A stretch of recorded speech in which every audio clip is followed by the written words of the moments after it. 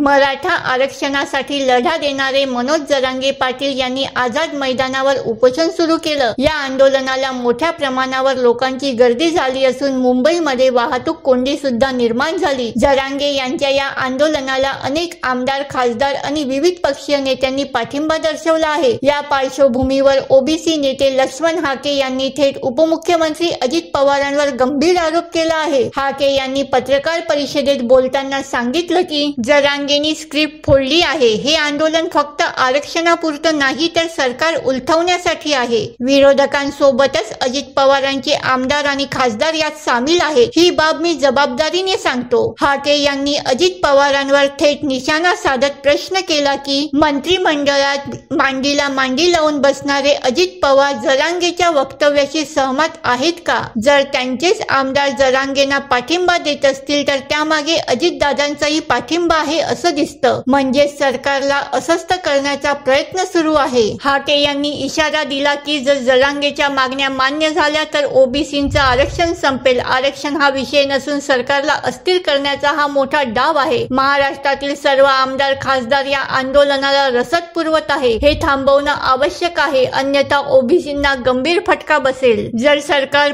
जरांगेंना पायघड्या घालणार असेल तर आम्हीही सज्ज आहोत, आम्हालाही भूमिका घ्यावी लागेल। महाराष्ट्रातील ओबीसींना आरक्षण टिकवण्यासाठी आता जागं होणं आवश्यक आहे। मनोज जरांगे यांच्या आंदोलनामागे नेमके कोणाचा पाठिंबा आहे आणि त्यातून खरंच सरकार अस्थिर करण्याचा डाव आहे का, याकडे आता सगळ्यांचं लक्ष लागलं आहे।